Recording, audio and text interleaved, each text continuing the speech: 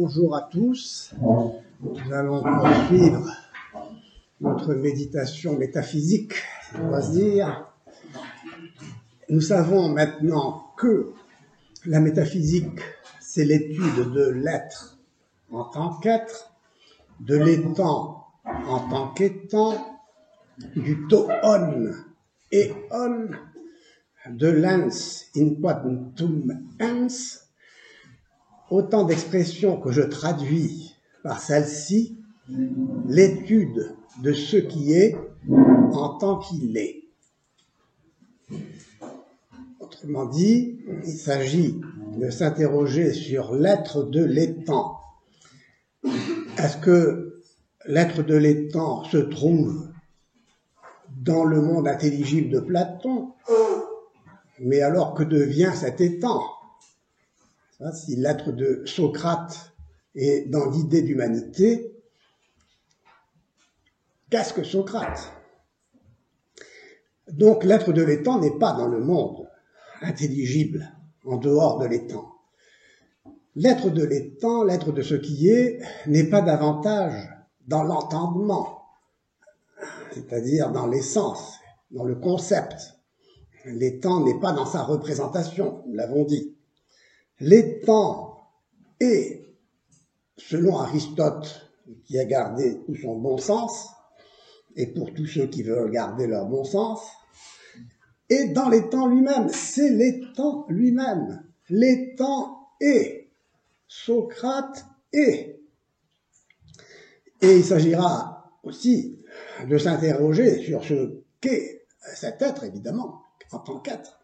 Mais il s'agit ici de s'interroger sur l'être individuel que seuls nous connaissons quand nous ouvrons les yeux et quand notre intelligence s'éveille au regard du monde, au contact du réel. Il s'agira aussi de voir quelle est la distinction, s'il faut distinguer l'être de l'étant et son existence. Certains auteurs insistent sur la notion d'existence. Saint Thomas n'insiste pas autant, et s'il emploie le mot existentia ou existere, c'est pour signifier que l'être de l'étant est bien sorti de quelque part, puisque existere, ça veut dire sortir d'eux. Et l'être de l'étant existe en ce sens qu'il est en effet sorti du néant par un acte de création, ex nihilo. Le créé est ce qui est en dehors du non-être. Et nous l'avons évoqué, c'est une vérité universelle, de rien, rien ne peut sortir. De rien, rien ne peut sortir. C'est du bon sens. Et les Grecs le savaient, parce qu'ils n'avaient pas, eux, le concept de création. Et donc, pour eux, puisque de rien, rien ne peut sortir, le monde, donc, est éternel. Le monde est là depuis toujours. Et ils ont donc une idée de l'existence, ou plutôt, ils n'ont pas d'idée de l'existence encore, dans le fond. Ils ont une idée de ce qui est, et ils s'interrogent sur l'être de ce qui est, et nous l'avons vu, les présocratiques ont cherché l'être de ce qui est dans ce qui est, c'est-à-dire l'eau, par exemple, le feu, la terre, etc. Mais nous savons maintenant que les étangs sont, et ils sont en vertu d'un acte d'être, car l'être est un acte. Être, c'est être. Nous sommes en train d'être, c'est pourquoi on parle d'étant. L'étant, c'est un participe présent, fait que on est présentement en train d'être. Sinon, on ne serait pas. Et on ne serait pas là pour le dire. Donc les étangs sont, et ils sont en vertu d'un acte d'être qui les constitue du dedans, comme tel. C'est-à-dire l'être de l'étang n'est pas hors de l'étang, dans le monde intelligible de Platon. L'être de l'étang ne se confond pas non plus avec une représentation. Ceci n'est pas une pipe, vous en souvenez. L'être, comme acte, est l'acte de ce qui est, au cœur de l'étang. Or, l'être, nous l'avons dit, est un, parce que il ne peut pas se diviser en être et non-être. L'être et le non-être n'est pas, c'est une vérité parménidienne aussi, qu'il faut observer, puisque l'être n'est pas le non-être. Et d'ailleurs, pour être, l'être ne doit pas nier le non-être. Et c'est ce qui caractérise Parménide, la pensée de Parménide par rapport à Héraclite. Vous vous en souvenez, pour Héraclite, un contraire a besoin de son contraire pour être son contraire. Tandis que l'être est, il n'a pas à s'affirmer contre son contraire, parce qu'il faudrait que son contraire, à savoir le non-être, le précède. Comment le non-être peut-il précéder l'être, puisque de rien ne peut sortir? Donc l'être est vraiment premier. Et là, il n'a pas à nier le non-être pour être. Il est. Il est. C'est le mystère de l'être que va décliner Parménide en déduisant de l'être qu'il est un, qu'il est éternel, qu'il est immuable. Parménide a déjà avancé énormément, a fait avancer énormément la métaphysique. Donc l'être est un, à tous les niveaux. Et c'est pourquoi, dès qu'une chose est, elle est une. Et l'unité est une propriété de l'être, de l'étant. Vous savez que l'un fait partie des transcendantaux de l'être, c'est-à-dire ce sont des propriétés transcendantales et ce qui traverse, tout ce qui est. Et c'est une propriété, c'est le propre. Le propre d'un être, c'est d'être un. C'est d'être une chose, une res.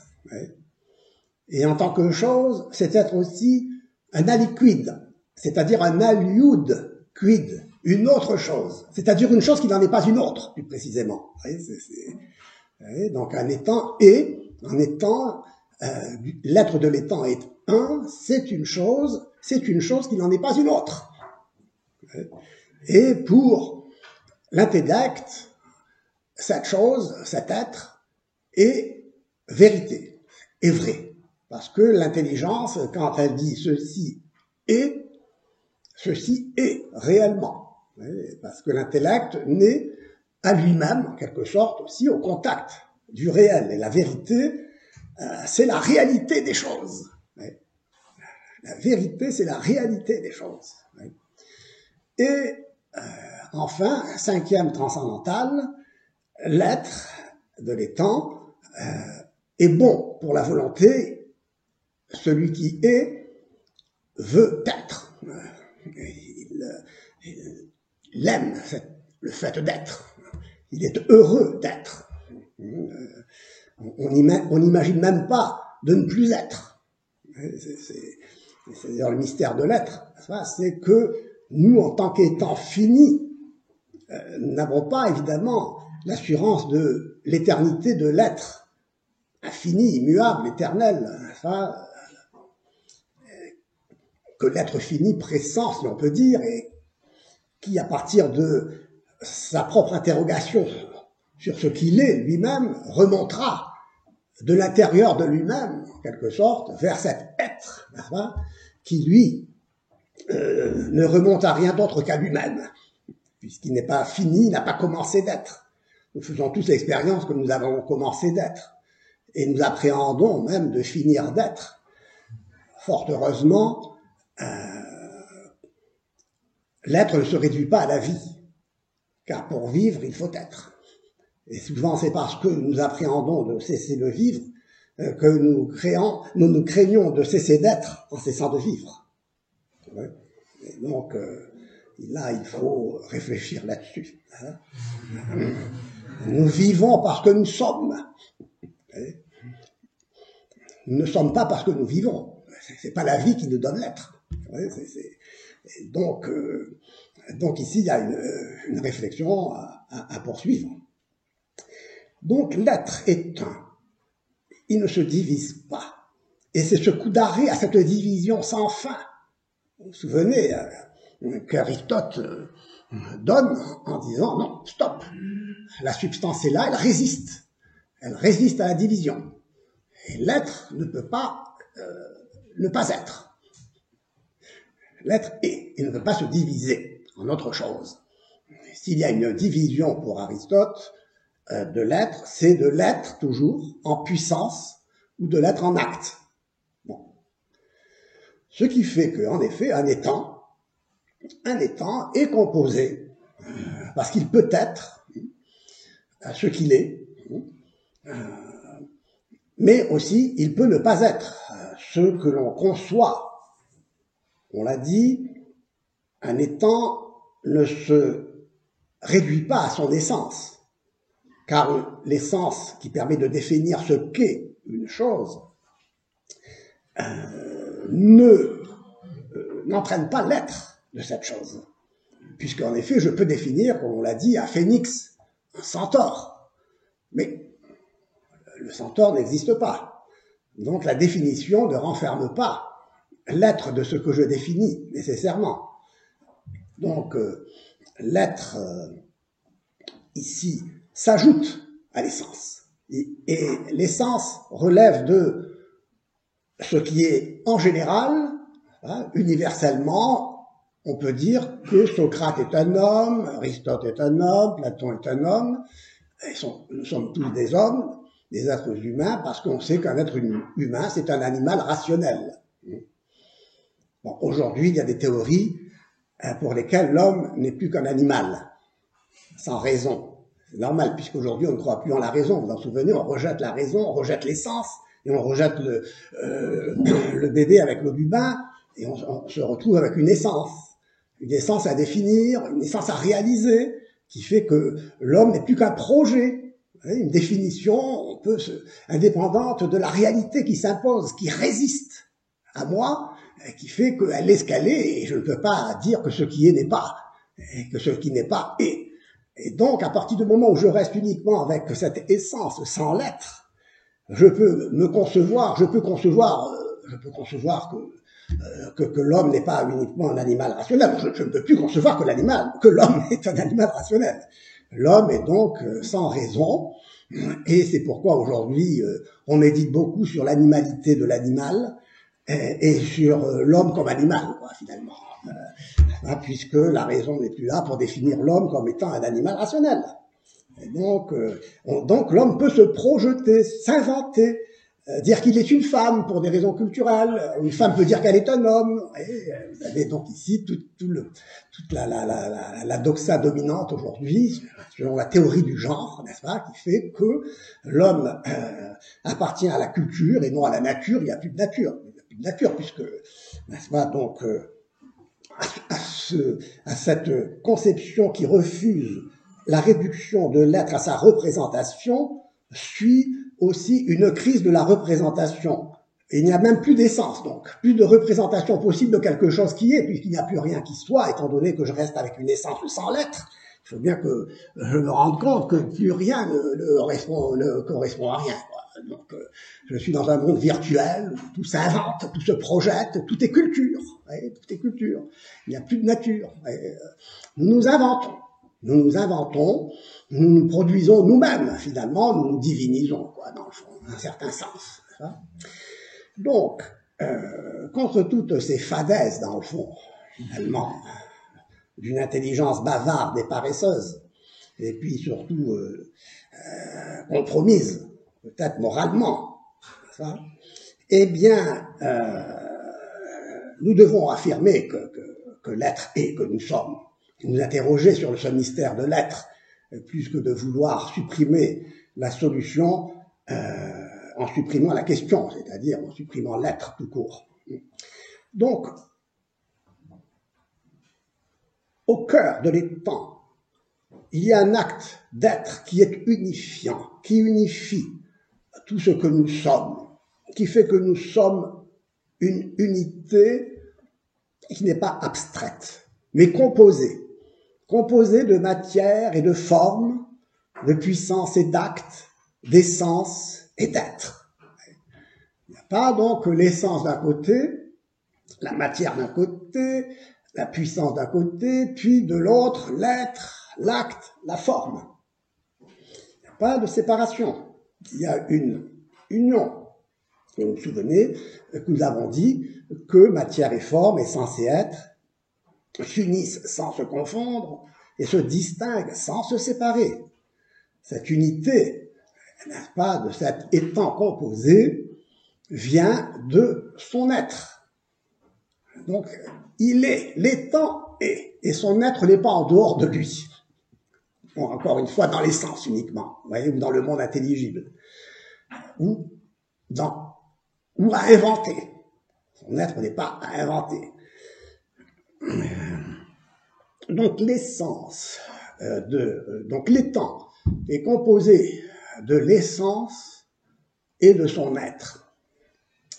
Pas d'essence sans l'être, pas d'être sans l'essence dans un étant fini, dans ce qui est. Et où très important.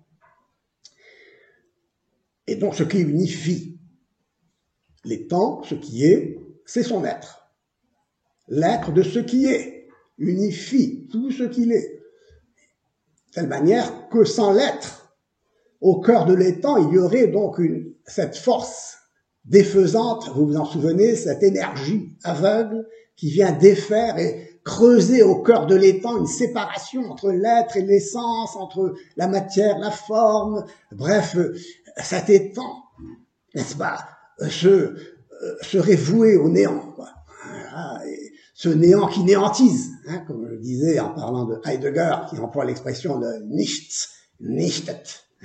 Le néant néantise. Pourquoi? Parce que justement, cet étant existe, cette fois-ci, comme arraché à lui-même, sortant de tout être possible, car l'être est de trop pour cette pureté énergétique de l'un qui épuise toute sa force à nier ce qui le nie.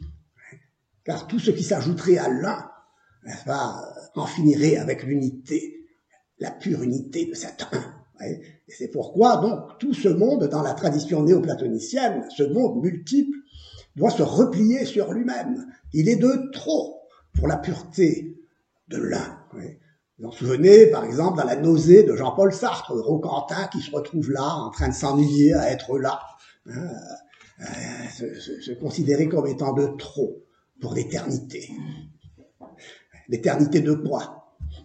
L'éternité vide de cette identité de l'un avec l'un, qui est pure identité logique, mais qui n'est pas la plénitude d'un acte d'être, n'est-ce pas, qui est, et qui est la source de tout ce qui peut être.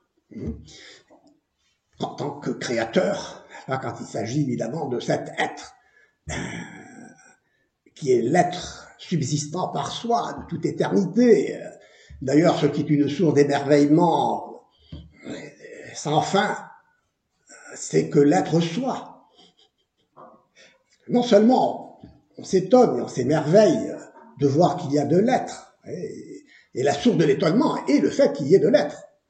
Et vous vous en souvenez, la grande question formulée pour la première fois par Leibniz, mais qui en fait est lancinante dans toute l'interrogation de l'intelligence qui intellige, c'est comment se fait-il qu'il y ait quelque chose et non pas rien.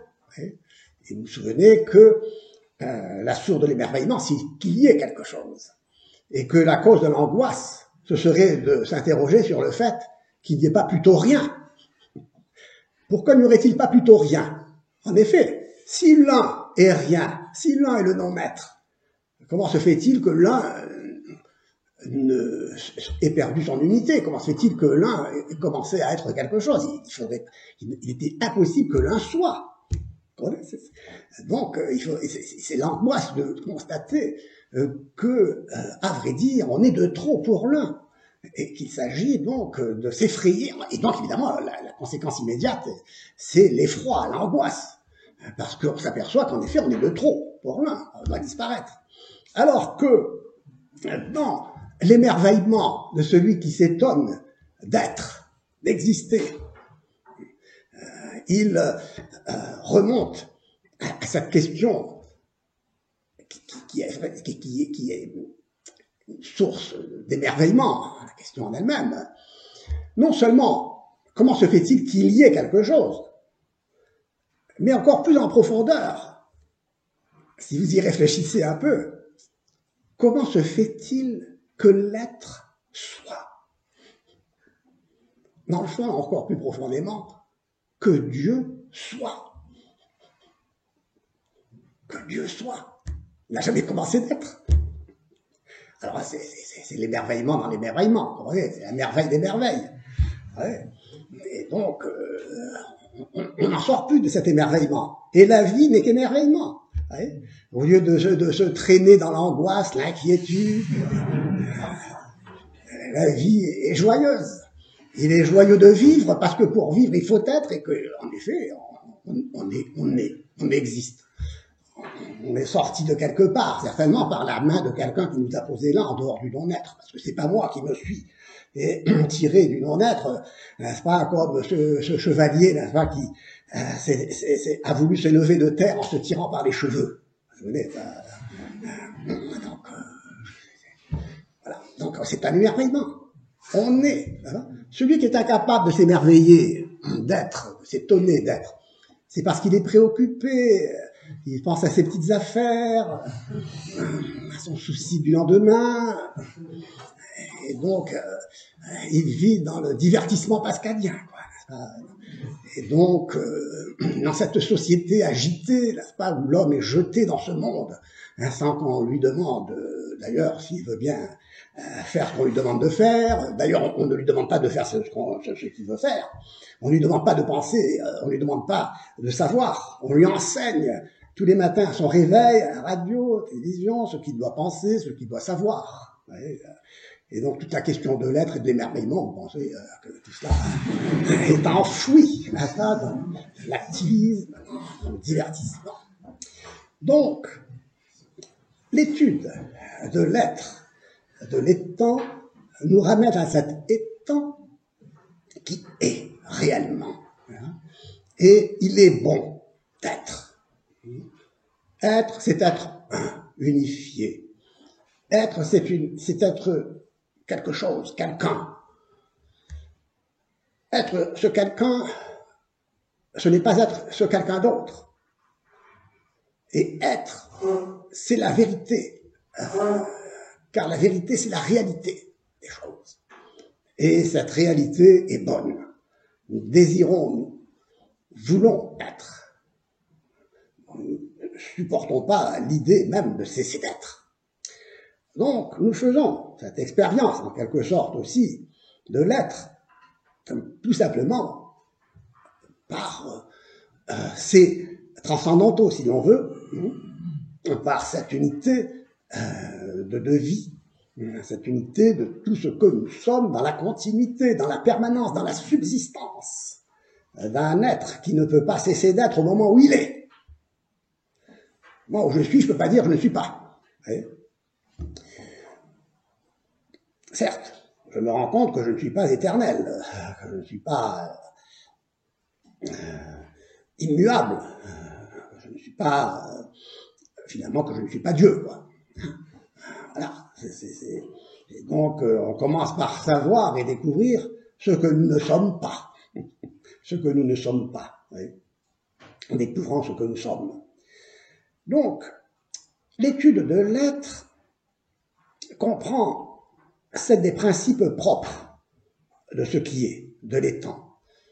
L'être constitue tout ce qu'est l'étant, essence et l'être.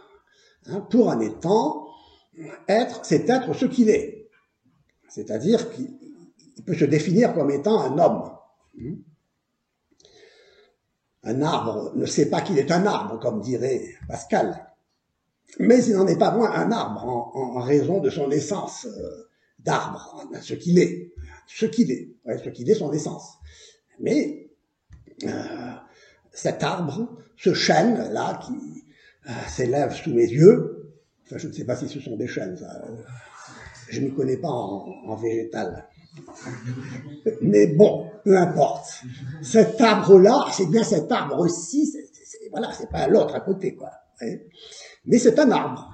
Tous ces arbres sont des arbres. Je peux dire que ce sont des arbres. Et donc, ils participent à l'essence d'arbres qui me permet de les définir comme étant des arbres. Mais chaque arbre a son être propre. Et donc, il y a une classification dans les êtres. Il y a donc une distinction entre les êtres. Puisqu'un être, c'est un aliquid. Vous savez, aliquid, c'est quelque chose, mais le aliquid vient étymologiquement de aliud quid, un autre, quelque chose. Donc c'est une res, c'est une autre res, une autre chose.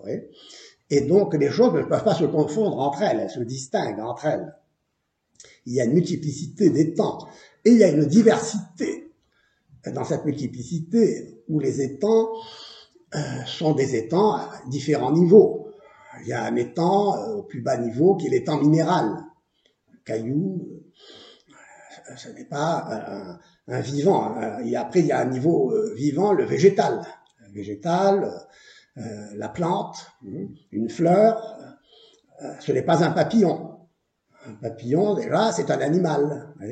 Même si, comme dit poétiquement Pascal, et ça les poètes peuvent se permettre de dire ce qu'ils veulent, un papillon c'est une fleur qui vole. Joli. Mais enfin, une fleur végétale c'est pas un animal. Il peut y avoir à la frontière, vous savez, des fleurs carnivores, là, enfin, il peut y avoir des frontières comme ça, mais une chose n'en est pas une autre. Une chose n'en est pas une autre. Un animal, ce n'est pas un végétal ce n'est pas un minéral. Et donc, il y a ainsi une échelle d'êtres en fonction de la richesse même de l'être qu'ils sont. Minéral, végétal, un animal. Et puis encore, tiens, il y a un étage supérieur qui est cet animal rationnel, et qui résume en lui, pour ainsi dire, un peu tout l'univers, puisqu'il participe à la fois à l'univers sensible, à tous les niveaux, puisqu'il y a du minéral dans l'homme. Enfin bon, quand on parle des cailloux dans le rein, j'ai des cailloux dans le rein. Ça veut dire que je participe, il y a du minéral en moi. Donc, tiens, et puis j'ai de l'animal en moi, et puis tiens, je sais que je suis un animal. Donc, je sais que je ne suis pas un arbre. Donc, tiens, je sais quelque chose qu'un arbre ne sait pas, qu'un minéral ne peut pas dire. Donc, il y a en moi quelque chose de plus, quoi, qu'on appelle la raison, l'intelligence, quelque chose quoi, qui est au-dessus de tout cela, mais qui appartient en même temps à cette animalité de l'homme, qui fait que l'homme est un animal rationnel, et en tant qu'animal rationnel, participe à tous les niveaux d'être du minéral jusqu'à l'ange, puisque en effet, il y a encore un niveau supérieur, l'esprit pur d'une intelligence qui n'est pas incarnée dans un corps. Voilà. Et donc, en quelque sorte, en quelque sorte, la création aurait été incomplète s'il n'y avait pas cet étage supérieur des anges. Dieu aurait créé un monde incomplet, quoi, alors qu'il avait la possibilité de créer encore un degré formidable supérieur des anges. Et donc voilà, alors nous avons un déploiement de tous les niveaux d'être extraordinaire, et l'homme est un peu en quelque sorte aussi au milieu de tout cela, dans la mesure où il participe à la fois au monde sensible et au monde intelligible. Et donc cette créature exceptionnelle, disons, dans ce monde, eh bien, est capable de s'interroger sur ce qu'il est et sur son être, et de s'émerveiller, d'exister, d'être. Ainsi, tout ce que l'étude de l'être en tant qu'être comprend tous les principes propres de l'étant, puisque tous ces principes ne se dispersent pas dans un étang qui serait une sorte de rassemblement de tous ces éléments juxtaposés les uns à côté des autres. Non, tout cela est unifié. Et ce que vise le métaphysicien, c'est l'être de l'étang en tant qu'être, indépendamment des déterminations concrètes dans lesquelles il est donné voyez, parce qu'à un certain moment, comme je vous l'ai dit, d'accord, on distingue un être d'un autre, etc. Mais à un certain moment, ce qui fait mystère, c'est que l'être soit. Que l'être soit. C'est déjà... Oui, il y a de l'être, d'accord, il y a de l'être. Il y a de l'être. Mais l'être. Que l'être soit. Qu'il n'y ait pas du non-être. Que l'être ne soit pas du non-être. Enfin bref... je peux pas vous dire davantage, quoi. Je peux vous dire une chose, c'est que l'être est. Et que le non-être n'est pas. Et donc, la métaphysique, en particulier donc la métaphysique qui est une métaphysique de l'être, comme celle d'Aristote, celle de saint Thomas, part de l'expérience sensible, des étangs finis qui se présentent à moi à travers les sens. À travers les sens. Et puisque une réalité, encore une fois, est composée de matière et de forme, elle est individuée et elle arrive à mon intelligence à travers les sens. Rien ne se trouve dans l'intelligence qui ne soit passé par les sens, en ce sens. Et donc, une première donnée, c'est celle qui s'offre au sens. Cette philosophie de l'être exclut donc toute possibilité de rejoindre l'être de l'étant concret de manière déductive par la voie de l'analyse des essences. Ah, je sais ce qu'est un arbre, donc un arbre existe. Et non, la preuve c'est que je sais ce que c'est qu'un centaure. Mais le centaure n'existe pas.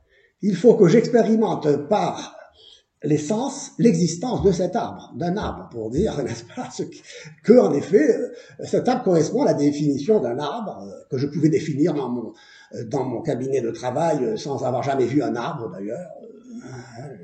Et il est possible qu'il y ait des citadins dans une ville enfouie dans le béton qui n'aient jamais vu un arbre.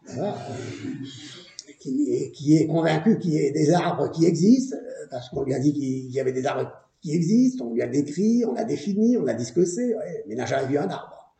Bon, mais ceci dit, il y en a qui ont vu pour lui un arbre, car il faut l'avoir vu cet arbre pour savoir qu'il existe et qu'un arbre, quand je définis un arbre, je définis quelque chose qui est la vérité et la réalité des choses. La vérité des choses, c'est la réalité des choses. C'est important.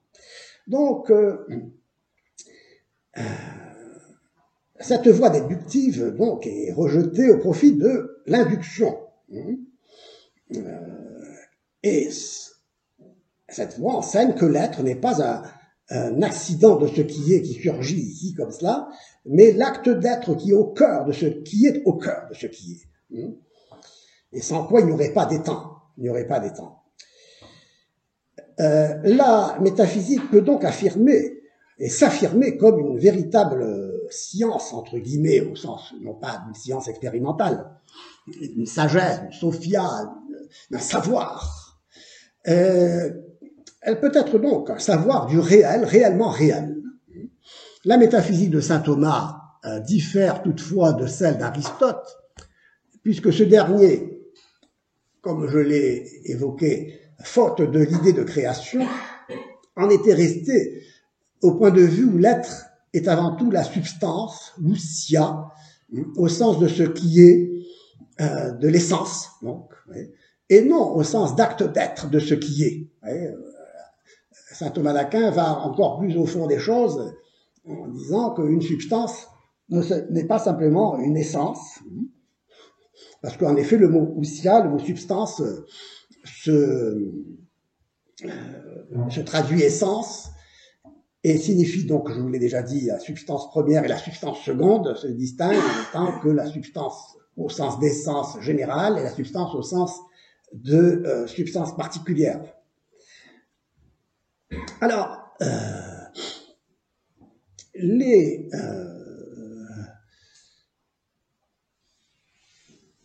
donc saint Thomas dit par exemple, je vous ai extrait ici une citation en latin, hoc verbum est ce mot est, significat primo illud quod cadit in intellectu. Ce mot être, ce mot est, donc, signifie d'abord ce qui tombe dans l'intellect, per modum actualitatis absolute, par un mode d'actualité absolue, absolument sous le mode d'une actualité. Nam est simpliciter dictum significat in actu esse. Donc, quand je dis est, absolument dit, et signifie être en acte. Être en acte. C'est l'actualité de l'étant, c'est l'actualité d'un étant qui est. Et dont l'être est au cœur de l'étant, ce qui le constitue comme ce qu'il est. C'est l'essence qui détermine cet étant à être un homme et non pas un arbre, par exemple. Mais c'est l'être qui unifie cette essence dans une matière et qui fait que cet étant est individuellement. Car seul existe ce qui est individuellement. La substance n'est pas une autre substance. Cet étant n'est pas un autre étant. Vous savez, c'est un aliquid, quelque chose de distinct, et qui a son être propre. Chacun bénéficie d'un acte d'être propre. C'est ça le mystère de l'être de l'étang. L'étang est. Son être n'est donc pas en dehors de l'étang dans ce monde intelligible. L'être de l'étang n'est pas hors de l'étang dans sa représentation. L'être de l'étang, c'est l'étang. L'étang est. Il n'y a donc pas de différence ontologique au sens où l'être n'est pas l'étang n'est pas l'être, comme le pense Heidegger. Et d'ailleurs, d'un point de vue, d'une certaine façon, il a raison, puisque parce qu'il entend par étang ce qui se réduit à sa représentation, où l'étang ne serait que l'essence, sans l'être, dans le fond. Vous voyez, bon, je ne vais pas vous compliquer la vie avec ça, mais en effet, oui, quand il parle de différence ontologique entre l'être et l'étang, en disant que on a oublié l'être en parlant de l'étang uniquement comme étant sa représentation, il a raison. Mais il a tort dans la mesure où précisément il n'a jamais été question, il n'a pas toujours été question de l'étang comme de sa représentation. La preuve, c'est qu'on vient de voir que pour saint Thomas, l'étang est dans son actualité en acte. Il est réellement. Il ne se réduit pas à sa représentation. Et donc le sens de l'être est important. Et le sens de l'être, c'est un sens, c'est aussi du bon sens. C'est une intelligence saine, qui sait s'émerveiller, encore une fois, qui n'est pas dans l'inquiétude et dans le divertissement pascalien. Donc,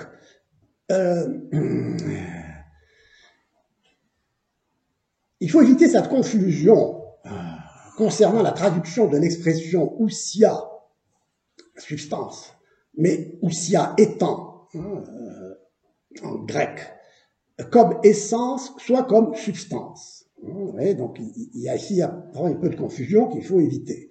Pour Aristote, l'effort d'intelligibilité porte formellement sur l'explication de ce qui est, c'est-à-dire la substance en tant qu'essence ici, et non en tant qu'être de ce qui est, à savoir l'acte d'être.